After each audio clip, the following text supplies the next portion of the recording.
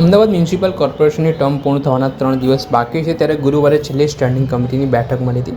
આ બેઠકમાં અંદાજે 2500 કરોડના રૂપિયાના વિકાસ કાર્યોને મંજૂરી આપવામાં આવી છે. કુલ 218 કામોને લીલી ઝંડી આપવામાં આવી છે, જેમાંથી લગભગ 600 કરોડ રૂપિયાના ખર્ચ શહેરમાં રોડ બનાવવાના કામો સમાવેશ કરવામાં આવે છે. નારોલથી નરોડા સુધી આઇકોનિક રોડ બનાવવાની યોજના પણ મંજૂર કરવામાં આવી છે. સાથે શિક્ષણ ક્ષેત્રના વિકાસ માટે નવા પ્રોજેક્ટો હાથ ધરવામાં આવશે, જ્યારે સાઉથ બોપલ વિસ્તારમાં લોટ્સ ગાર્ડન બનાવવાની પણ યોજના અમલમાં મૂકવામાં આવી છે. જેના અનેક વિસ્તારોમાં હોલ બ્રિજ અને ફૂટપાથ બનાવવાના કામોને પણ મંજૂરી આપવામાં આવી છે. આ મામલે શું કહી રહ્યા છે સ્ટેન્ડિંગ કમિટીના ચેરમેન દેવાંગ દાણી, તેમને સાંભળો. પ્રથમ તો આજે આ છેલ્લી સ્ટેન્ડિંગ કમિટી હતી અને જ્યારે હવે ટર્મ 10 માર્ચના રોજ પૂરી થવા આવી રહી છે, ત્યારે સૌપ્રથમ તો હું મારી પાર્ટીનો, ભારતીય જનતા પાર્ટીનો આદરણીય શીર્ષક નેતૃત્વ, દેશના વડાપ્રધાન મોદી સાહેબ, ભારત સરકારના ગૃહ સહકાર મંત્રી અમિતભાઈ શાહ સાહેબ, રાજ્યના મુખ્યમંત્રી શ્રી ભૂપેન્દ્રભાઈ પટેલ સાહેબ, પ્રદેશ અધ્યક્ષ વિશ્વકર્માજી, આ તમામ લોકોનો જેમને મારામાં વિશ્વાસ મૂક્યો અને આ સૌથી મોટી જવાબદારી આપી સ્ટેન્ડિંગ કમિટીના ચેરમેન તરીકેની, એ માટે હું સૌનો આભાર માનું છું. કારણ કે અમદાવાદ મહાનગરપાલિકા એ દેશની 3જા નંબરની મહાનગરપાલિકા છે, જે સૌથી વાત કરીએ કે એનું વિશેષ બજેટ છે 3જા નંબરનું દેશમાં. આજની જે સ્ટેન્ડિંગ છેલ્લી કમિટી મળી હતી, તેમાં લગભગ 2500 કરોડના મહાનગરના વિકાસના કામોને મંજૂરી આપવામાં આવી છે, જેની અંદર વાત કરવામાં આવે કે 600 કરોડના રોડ પ્રોજેક્ટના જે કામો છે, 600 કરોડ કરતાં વધારે એને મંજૂરી આપવામાં આવી છે. ડ્રેનેજ પ્રોજેક્ટના કામો, તદ ઉપરાંત આપણે વોટર પ્રોજેક્ટના કામો, અલગ અલગ વિભાગના કામોનું આજે ઐતિહાસિક મંજૂરી 2500 કરોડ કરતાં, કે જે એક નાના સિટી જેટલું બજેટ ધરાવે એનું એક જ સ્ટેન્ડિંગ કમિટીની અંદર મંજૂરી આપવામાં આવી છે. પરિણામે જે રીતે અમદાવાદ મહાનગરપાલિકાનો વિકાસ રોકેટ ગતિએ થઈ રહ્યો છે અને વૈશ્વિક કક્ષાએ વિકાસ થઈ રહ્યો છે, અને આગામી જ્યારે કોમનવેલ્થ ગેમ્સ 2030 અમદાવાદ મહાનગરમાં આવી રહી છે, ત્યારે આપણે વાત કરીએ કે સારા ઇન્ફ્રાસ્ટ્રક્ચરના કામો ઝડપથી થાય, એ પ્રકારે આજની સ્ટેન્ડિંગ કમિટીની અંદર ઇન્ફ્રાસ્ટ્રક્ચરના વેગ બનાવતા કામોને મંજૂરી આપવામાં આવી છે. જેની અંદર આપણે વાત કરીએ કે નરોડાથી નારોલ એ આઇકોનિક રોડની મંજૂરી છે.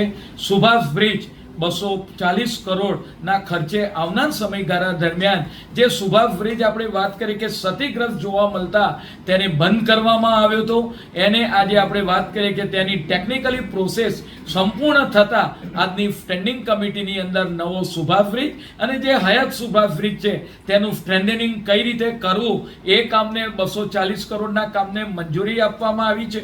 એ જ રીતે સિટીની અંદર અલગ અલગ પ્રિસન્ટ આવેલા છે કે Gujarat university, LD engineering college હોય, વિવિધ ભવનો આવેલા હોય, તો એને એજ્યુકેશન પ્રિસન્ટ કઈ રીતે ડેવલપ કરવું, એ જ રીતે હેરિટેજ પ્રિસન્ટ હોય, ટેમ્પલ પ્રિસન્ટ હોય, એવા લગભગ 250 કરોડના કામોને પ્રિસન્ટ મંજૂરી આપવામાં આવી છે.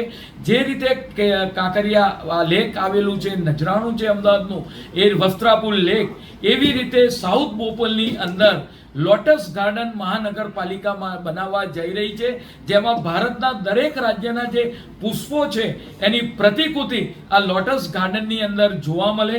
આમ લોકોના હેપીડેક્સ ઇન્ડેક્સ વધે, એ રીતે સાઉથ બોપલની અંદર આવનાર સમયગાળા દરમિયાન આપણે વાત કરીએ કે લોટસ ગાર્ડન બનશે. એ જ રીતે અમારું જે CCRS જે કમ્પ્લેન છે, નગરજનો 155-303 ઉપર કમ્પ્લેન કરતા હોય છે, એને આધુનિક ડેવલપ અમદાવાદ મહાનગરપાલિકા પહેલી દેશની મહાનગરપાલિકા બનશે, જેની કે કમ્પ્લેન AI બેઝ આધારિત, અને આપણે વાત કરીએ કે ભૂતકાળમાં કમ્પ્લેન ક્લોઝ થઈ જતી હતી, એના બદલે આપણે વાત કરીએ બિફોર અને આફ્ટર, કામ થયા પહેલાનો ફોટો અને કામ થયા પછીનો ફોટો, આ બંનેનું આપણે વાત કરીએ કે અપલોડ થશે, અને AI બેઝ આધારિત આપણે વાત કરીએ કે CCRS ને આજની સ્ટેન્ડિંગ કમિટીની અંદર મંજૂરી આપવામાં આવી છે. આમ નારોલથી નરોડા હોય, પ્રિસેન્ટ હોય, તદ ઉપરાંત જંકશન ડેવલપમેન્ટ, આગામી સમયગાળા દરમિયાન 100 જંકશન ડેવલપ કરવા માટેના કામને મંજૂરી આપવામાં આવી હતી. બીજા 25 જંકશનને ડેવલપ કરવા માટેના આવા અનેક વિકાસના કામો અલગ અલગ વોર્ડની અંદર આપણે વાત કરીએ કે પબ્લિક માટે હોલ બનાવવાનું હોય, UHC બનાવવાનો હોય, બ્રિજીસ બનાવવાના હોય, ફૂટપાથ બનાવવાના હોય, આવા 2500 કરોડ કરતાં વધારે કામોને આજની સ્ટેન્ડિંગ કમિટીની અંદર બહાલી આપવામાં આવી છે. પરિણામે સિટીમાં આપણે વાત કરીએ કે જે સિટી જે રીતે આગળ જઈ રહી છે એની ગતિશીલતામાં અનેક ગણો વધારો થશે. અને જે સૌ મીડિયા મિત્રોએ આપના માધ્યમથી અહીંયા આગળ સ્ટેન્ડિંગમાં લીધેલા જે કામો છે એ નગરજનો સુધી પહોંચાડ્યા, તો આજે 2.5 વર્ષના અંતે જ્યારે આજની છેલ્લી સ્ટેન્ડિંગ કમિટી છે એ માટે હું તમામ મીડિયા કર્મીઓનો, જેને આપણે વાત કરીએ કે શહેરના વિકાસ, સર્વાંગી વિકાસની અંદર સાથ અને સહકાર મને 2.5 વર્ષ દરમિયાન આપ્યો છે, એ તમામ ચેનલ મિત્રોનો અને તમામ મીડિયા કર્મીઓનો, ઇલેક્ટ્રોનિક્સ મીડિયાનો હું ખૂબ ખૂબ આભાર માનું છું. આપણે સાંભળ્યા હતા સ્ટેન્ડિંગ કમિટીના ચેરમેન દેવાંગ ધાણી. તેમણે આ મામલે મહત્વનું નિવેદન આપ્યું છે. દર્શક મિત્રો, આવા જ વિડીયો જોવા માટે એન કવરેજ ન્યૂઝ જોતા રહો.